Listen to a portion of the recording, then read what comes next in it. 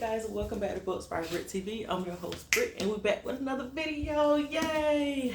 So y'all, I decided to get on here. We're gonna discuss Terry Mcmillan's A Day Late and a Dollar Short, and you're going to open up some Amazon packages with me, because Amazon packages ain't gonna stop, right? So y'all, I first read this book when I was maybe 10 years old. It was another book that my mom left on the table, and I just picked it up and started reading it. Reading it again in my 30s. All the feelings that I got when I was 10, they seem to be magnified now that I done lived a little bit of the life that they discuss in this book. And I can say when I was younger, I had favorite characters, but in my 30s, it's like, if nobody's my favorite, I know somebody like them. I'm probably one of the characters in the book. So it's just a beautiful story, right? So the synopsis is Las Vegas, 1994. The Prices are introduced by Viola, the family's outspoken matriarch. Her husband, Cecil, has shut the door behind him for the last time, and there are 4 adult kids scattered across the country, seem determined to send her to her grave, or at least to the hospital with worry. Paris is divorced, mother to a nearly 17-year-old son, and the only one who comes to everybody's rescue. Although she doesn't have a clue as to how to save herself, Louis is a scapegoat, and his troubles keep landing him in jail, which only seems to confirm what his family thinks he is. Out in Chicago, Charlotte knows that she's gotten the short end of the stick for years and has nothing in common except blood with her parents and siblings, and would just as soon as divorce them all. Janelle, the baby of the family, is not only on the defensive about the course of her own life, but she's facing a new crisis, a fast-growing storm with her teenage daughter that threatens more than she's willing to admit. And don't even ask Viola about Cecil. He's a bad habit I've had for 38 years, which would make him my husband.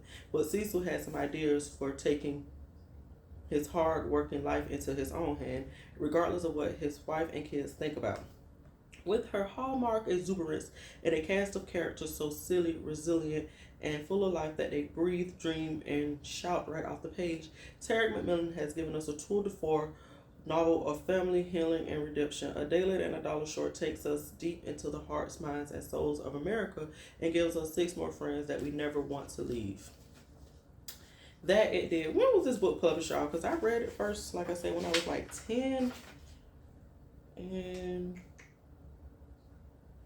it was published in 2001, so y'all was definitely 10 years old. And I remember actually, so I think in a previous video I mentioned living in a shelter as a kid. So when we got out of the shelter, we moved into this house that was called transition house housing. Where you live in a house and you get yourself together to get on your feet. And we stayed there for like a year and a half, and then we moved to South City. Whatever. But when we were in the transition house, we had a caseworker named Camille, who was a white lady, and Ujima, who was an African lady, who also named Ujima. And her and my mom, whenever we would go to the caseworker's office, we used to go like weekly, it seems like or feels like. They would always be talking about this book. Oh, that lady talking about her kids, and oh my God, that Charlotte is a piece of work, and Janelle's so damn stupid.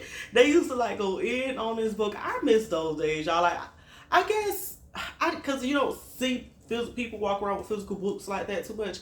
So I don't get to do that anymore. Like, just walk up to someone who has a book and they know about it, and we can start talking about it. Because I've never seen anybody with their books before, unless I go to Comic-Con or to the actual library or something like that and see people checking out. But yeah, it's not the same as you would go to Walmart and you would see the woman back there with an Eric Jerome Dickey novel, and you can see her bookmark, so you can say, girl, I love that book. It's not like that, but I missed it. Anyway, so like I said, when I was growing up, I used to be like, oh, Paris is my favorite person, and this and that, and Viola is just mean and in everybody's business. But like I said, now that I'm the ages of the characters in this book, I mean, they still a couple of years older than me. I'm Paris. I have to be honest. Every time I see somebody with a problem, I'm ready to help, but I can't solve my own problems. I know. And I'm also Janelle. I could be so naive about life. Kind of Lewis too, Jack of all, Jill of all trade and master of none. And I could be Charlotte with my daddy. But anyway, the book starts off with Viola in the hospital having had an asthma attack, and she's talking about her kids, about how Charlotte came too soon, and Janelle just is sweet and like a sheep, always being led astray and don't know how she got there, and Louis is sorry, and Paris is this, and how she don't like Janelle's husband, George, which Janelle shouldn't have been married to that old, wrinkled up 50-plus-year-old man in the first place, right? So, Viola, Cecil comes to visit Viola, but she acts like she can't hear him. So, he, or she can't speak, so he turns around and leave her, but he leaves his keys, and, you know, he asks the nurse to go back there and get them, and that's when we discover that Cecil has actually moved out of the house a couple of months ago, and he's living with some young girl named Brenda in the projects, but his and Viola kids, Charlotte, Paris, Janelle, and Louis, don't know that he's no longer staying there, and he talks about how, you know, he had some fun with Viola over the years, but you know, she's mean to him now. She barely wants to give it up. She's no fun. She goes to bed in her rollers, and you know, he just need a little more life, and that he don't want to go out like his father. His father was actually, was his father stabbed? Or Viola's daddy stabbed?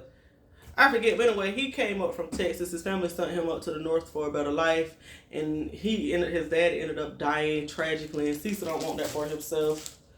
You know, y'all. Oh, this is a super large capacity giant cactus inflatable cooler. It's because my stepdaughter is having we're trying to have a graduation party for her, so this is actually going to hold all the beverages inside of the cooler. So, yay! So yeah, you know, Cecil says that, you know, he got a little money from his daddy dying, so they decided to open up some barbecue to Shacks.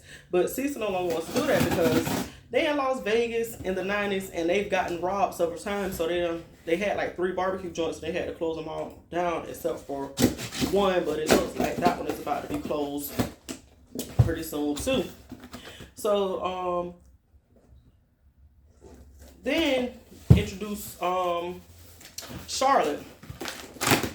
Charlotte lives in Chicago. Everybody else is out there in California, Las Vegas, right? Except for her. They moved to California back in like the 70s.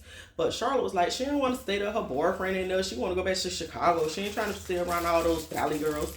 So she moved back to Chicago, married her truck driver boyfriend. Oh, this is the graduation, more graduation decor. She moved back to be with her boyfriend, who she eventually got married. And she don't really do California like that. She talks about how she feels like her family don't love her. She's the odd man out. That her mother favors Paris, and she babies Janelle, and she always taking up for Louis. And she has 3 kids of her own: Tiffany, Trevor, and Monique. And her kids, to me, they just regular, but you know, people always want to find an issue with them. But she got a 13-year-old who's likes to be pretty. She has an 11-year-old that plays basketball and the flute, and then she has Trevor. Trevor is gay, and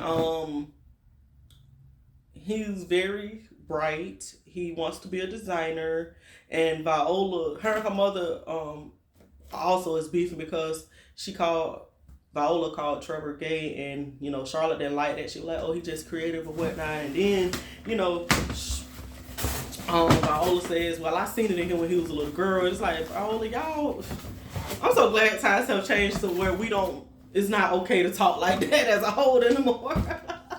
Screwdriver said. And also, she's going through her own drama right now. Okay, this is a stand for the barbecue. Whereas, they were holding her her husband's tax refund. So Al drives trucks and Charlotte works at a post office, but they also own a couple of laundromats. But Charlotte is too cheap to actually fix up the laundromats. She's just like get rich quick type of lady. She don't want to do nothing where it costs too much money. She just want to put, you know, $20 in and get $100 out. That's what type of woman Charlotte is. Then, so, you know, she do a little digging, try to find out why they holding up his income tax refund. And she see that they're holding it up because of child support. And her husband Al has a daughter with someone else, Loretha, named Birdie. And she was like, she don't know what they're talking about because they've been nickel and diming her, and Al, Loretha has been nickel and diming Al for years for money for that little girl. So she know Al ain't behind on child support. Come to find out, Al got a whole 11-year-old boy, maybe 10 years old, living out in Charlotte, North Carolina, or South Carolina. I forget which one is which. That he's been taking care of on the low for years. The lady thought Al was gonna leave Charlotte for her, but he never did. So she decided to take him to jail for bad child support. Not to jail, but to sue him for bad child support. And because of that, they took Charlotte's income tax. So she's furious. She tells Al to get out. She don't want anything to do with him, right? So boom, that's what happened with them. We're gonna get into Janelle. Janelle is like 34, 35 years old, and she really ain't got no clue of what she want to do. They say 1 minute she's talking about basket weaving, because I can't remember all the chores that she tried to do. Then she talks about ceramics, and now she says she wants to do real estate. Now, Janelle has been married twice, right? She was married to Jimmy. Unfortunately, no, she's been married 3 times. She was married to one guy who beat her up, and so she divorced him, or she got an annulment like 21 days later. Then she married Jimmy, who was an athlete and a school principal and believed in taking care of his body and health and all that kind of stuff. And they had a daughter together, Shanice. But unfortunately, then Jimmy died in a drive-by. You know, he was out there in the neighborhood trying to help some kids, you know, get into sports, and somebody killed him, unfortunately. And she was left with Shanice, her daughter. So she was like, after that, she was afraid to get close to anyone. So, oh, this is an outfit for my godson. So she only messed around with married men because, you know, she didn't want to get serious about it. Then she eventually falls in love with this old cat named George. He like 55, mind you, Janelle 34, 35. He like 55 years old at the book. She marries him. Him and her daughter had a good relationship initially, but there are odds at the book, by the time the book comes on, like even Viola says that she thinks George has done something to Shanice because Shanice is pulling out all her hair. And that when she asked Shanice what was wrong, she said that it was George microwave cover. And her mama says, oh, ain't nothing going on with her and George. She's just afraid about an earthquake they had. And then, this is what Janelle pissed me off at. After Shanice came home from telling her grandmother that she was mad at George and pulling her hair out for George, she sat Shanice down in front of George and questioned her in front of George. Of course, the child ain't gonna say nothing. Like, when I was that age, something similar happened to me. And when they asked us in front of everybody, I was like, I ain't got nothing to say because I don't want to confront this person in me, because now I feel like y'all don't even got my back if y'all finna sit up there and question me and watch me go back and forth with this grown man who I just accused of doing something. So of course Shanae says no. You know, she nothing happened, and she just said that for Granny to leave her alone. And then Janelle says that she's been keeping an extra eye on George, but George doesn't like it and everything like that. So Shanice is she's a track star. She has to go to a track meet that day. So Janelle goes to she goes to work out because she never misses workout. Then she goes to her class, and then after her class, she tells them her schedule, where she was planning on going to the library because she's meticulous in her scheduling. But unfortunately, she gets to the library, and the library computers are down, so she goes back home. When she gets home, she catches George in Shanice's room. She tries to, she hits him with the candle, and then, no, she hits him with the lamp, and then he leaves out the house, and then she, you know, prepares to go back in his room because she doesn't know what to say to her daughter, about it. She talks about, you know, how George buys Shanice everything. It's too much stuff in here. It's every single Goosebump book and every single stuffed animal and video gadget he could buy her. Then you get to Paris. Y'all know this ain't in no particular order. I can't remember how the book exactly went, which chapter was first. But Paris, like I say, she's the oldest. She's like 38, 39.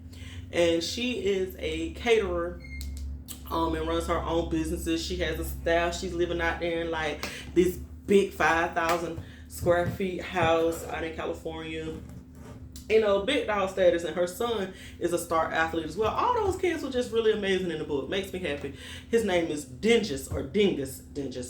And she overhears him on the phone with a girl saying, and the girl saying that she's pregnant, and he doesn't tell her about it. And Dingus like, man, you ain't pregnant, girl. Quit playing with me. I ain't got time for that. What I look like to you? And Paris goes lamenting on how, you know, her and Dingus' father has been divorced for like 8 years. He never passed the bar to practice law. Now he's supposed to be out in Atlanta becoming a sports agent. And, you know, she's tired of being alone. She got her breast did. And this is all revealed in her chapter. And she's been taking these Vicodin ever since, because after she got her breast done, she got her dental work done, and they gave her the same prescriptions, and she realized she liked the way they feel, so they help her cope. Paris has an addiction, y'all, right? Drug addiction. So, you know, she's laments on how she's always had to take care of her siblings. She has to take care of her mother because she can't trust anyone else to do anything, you know, to help everybody out. And in the midst of her discussing you know, her life, she's doing this menu, like some $200,000 budget that she's doing for someone's 40th husband's 40th birthday, which is cool, y'all. Paris has the thing going on. I love Paris, but yeah, Paris ready to be superwoman and can't even save herself. That's why I said I can see myself in all of these characters. And you know, she's lonely. She doesn't have a man, and she really wants a relationship. But then it doesn't seem like she wants a relationship. It just seems like she just wants to breathe some, right? So then, and she also, she has someone pushing her to do a cook. She has people ask her to do a cookbook as well as do a TV show, and her mom wants her to do both of them. And they all are talking about like 6-7 figure. A 6-7 figure deal. But Paris like, oh, I don't want to do that. It's too much time. Blah blah blah blah blah. Girl, you got all the time in the world. You stop running around your family business. So then, y'all, we get to the most tragic of them all, Louis.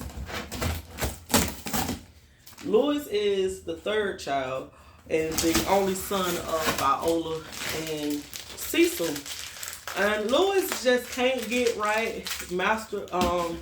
Jack of all trade, master of none, right? He's been in and out of jail. He has arthritis.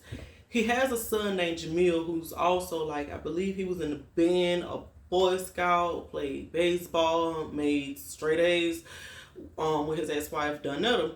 But his ex-wife, Donetta, they describe her as a little Looney Tune.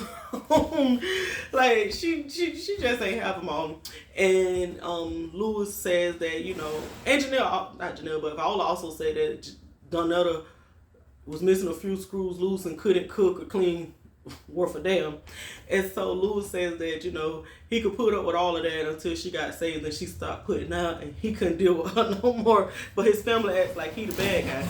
So what happened was, when Louis was like 10 years old, his older cousins, Booger and Squirrel, who were like, maybe they were 16 or 17, or maybe they were the same age, I don't really know, they pushed him into a shelter and did stuff to him, and it affected his life from then on. He didn't say anything to anyone about it, but yeah, later on it was revealed that yeah, this is my ice maker. I cannot wait to plug this up. I have ice trays in there, y'all, but I be so lazy about filling them up sometimes. So this is gonna be a game changer with my beverage lifestyle. So you know, later on you find out that his mom did know, and she went to her sister, because they were her sister's kids, and confronted them about it, and they tried to say Lewis was lying. Then they went to the police. The police were like, well, we'll just keep an eye on them or whatever. And, you know, things were like that back then. Police didn't do as much as they could have, you know, back in the 60s and 70s to help people out. From not experience, I wasn't alive, but just from the stories that my family has told me, you know, the police didn't help them out unless somebody was dead. And even if they were dead, you know, they ain't really try to get justice. But anyway, yeah. So Louis got that going on, and then his ex-wife, like I said, they have divorced at the time, at the start of the movie, and she has married to a new guy, a white guy named Todd. Apparently, Todd terrorizes the family, and Jamil ends up running away to be with his father for the weekend. And he and Louis bond, and Louis goes over there to take Jamil home, and also to confront Todd, and they get into a scuffle, and Louis goes to jail, right? So, that's basically everyone's intro, and the story goes on until the end. This isn't a spoiler. Like I said at the beginning, Viola has had not a heart attack, but an asthma attack, and she tells everybody, you know, if I have another one, I ain't gonna make it. Like, this one scared me and took so much out of me, and she eventually passes away, and the book shows how the kids cope. Oh, these are the bed sheets. Which color are these? These the gray ones. Yes. They show how they cope, you know, Paris and her pill addiction. Janelle eventually finds out more about George's past. She thought George had only been married like twice before her, red flag, but come to find out George had been married 4 times, and she finds out that Mr. George was a police officer for the LAPD, and he was also the head of security at LAX. So he had a good job where he was able to blend in with everyone, right? But she goes to find out that George's past isn't so squeaky clean. Which, you know, now that I think about it, that really pissed me off. Like, how do you know nothing about George? Like, none of his, like, he tell you he has all these daughters, and none of these daughters have come and visited y'all. You've been with this guy for 7 years at this point, and all he get is a Christmas card from his ex-wife. Like, nothing from the kids at all. Should have been a red flag right then and there. Yeah, George wasn't so squeaky clean. And then we have to deal with the fallout of Charlotte and Paris. Y'all, Charlotte was a nasty piece of work. Like, she was such a brat, and she had the middle child syndrome to the end, which I do try to understand middle child, y'all, but it's so real because my brother is middle child, and he like my best friend.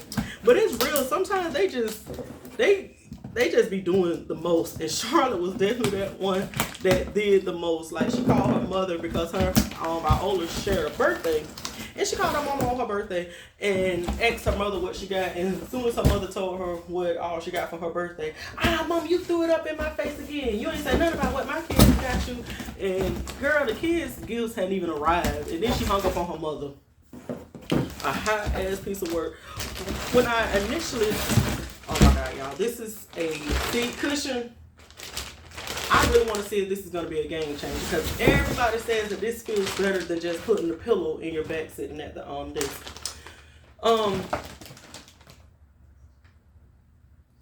Yeah, I really did have a lot of empathy for Louis, because he has arthritis, and I have an autoimmune disease, and unfortunately my hand, you can't physically see when my joints are swollen the way you can see Louis's. But if people that have never experienced it, they really don't know how that feels when you say you're tired or that your joints are aching. It's hard to describe, but I had a lot of empathy for him, especially when Janelle said, you know, I seen Louis's hand. He's not working just to not work. He really can't work. But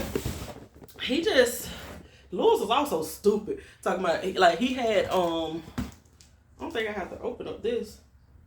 Oh, y'all, this is also graduation decor. Y'all, 2025, I maybe been walk across that stage. But he was also stupid. Like, a lot of his crimes, he just got in trouble for being the lookout. And he didn't know he was the lookout, or he was holding something from other people and got caught with it. Oh, I didn't know they stole these. You know, Louis, you're an idiot. This is a float that's an adult-sized float that should hold, like, 3 to 4 of us. This is going to be awesome to use. Yeah, Paris. Y'all, I'm the oldest. Sometimes people put a lot of pressure on you, but we also put a lot of pressure on ourselves to do things. Like, I have taught myself, whenever people are coming to me and they just complaining, let them complain. Don't try to be a solution to their problems, right? And that's what Paris did every single time. Like, her mother complained about her gums, and I got the feeling that Viola was just complaining about her gums to tell them, you know, oh, this is a plant stand right here. Y'all ain't gonna open this up. You know, she was just telling her how her dentures don't fit and she couldn't wait to get some new ones. And Paris just had to jump up. Mama, I'll get you some new dentures. Mama, I'll buy you a car. Mom, I'm gonna buy you a house, a condo. You know, we all want to do and give back to our parents, but Paris just, as soon as she saw a problem, let me go and jump up and fix that for whoever it is. It's like, girl, you ain't gotta do nothing. Sometimes you just sit there and let people vent. That was her thing. Viola. Okay, if you compare Viola to her sisters, Susie and I think Priscilla, Viola was as good as they come. But Viola was a little Looney Tune herself, right? This is for my boyfriend's car. And yeah, Viola was a little Looney Tune herself. But what was equally funny, y'all, is that Viola had an older sister named Susie May. And when Viola dies, Susie May refused to believe that her sister was dead. And she was like, yeah, my sister ain't dead. I ain't coming to that damn funeral. But she ended up coming to the funeral because she was a part of this sister group that goes out to funerals and mourn for the dead, right? So, but she had a friend saying, hey, my damn sister in that casket. That is not Viola. Susie was a hoot throughout the book because she was the only sister that still lived in California. So her and Charlotte was really close. And Charlotte called Aunt Susie all the time, and Aunt Susie used to get her together. But she never hung up on Aunt Susie like she hung up on her mother. Y'all, I don't know what this is. I think I should open it up this way. And Priscilla, you know, she was one of her parents. She was the mother of Booger and Squirrel. She also had a daughter named Princess. All of her kids was in and out the joint, and then she was also in and out the joint. They described her as a 55-year-old gangster.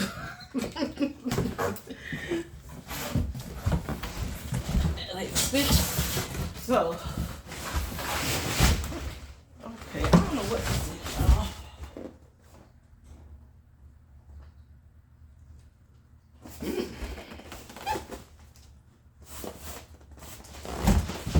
Let's see. But overall, y'all, I love reading this book even as an adult. Sometimes, you know, when you read these books that you love as a child, you go back and you're like, ugh, this ain't it. You remember I did The Coldest Winter Ever, like reading that at 30 verses, maybe 12, 13. It gave me a new perspective because, you know, you develop vocabulary, you develop a new culture, and you develop a language to process these books or read these books and see them a different way. And while I loathe Winter Santiago in my 30s, I still love the Price Family in my 30s as well because it seems extremely real. But I ain't gonna lie, y'all, when they was talking about watching Oprah, I got a little sad. I remember when Oprah went off in 2011. I was so sad because I always wanted to go on Oprah, like have my book be a part of Oprah's book club and get to go on the show and be interviewed about her. And she asked me, you know, what was my inspiration, and you know, I could bring my mom or have my mom in the audience watching me on stage talking with Oprah. But you know, she do those one-on-ones, so maybe I get to do one of those with her as well.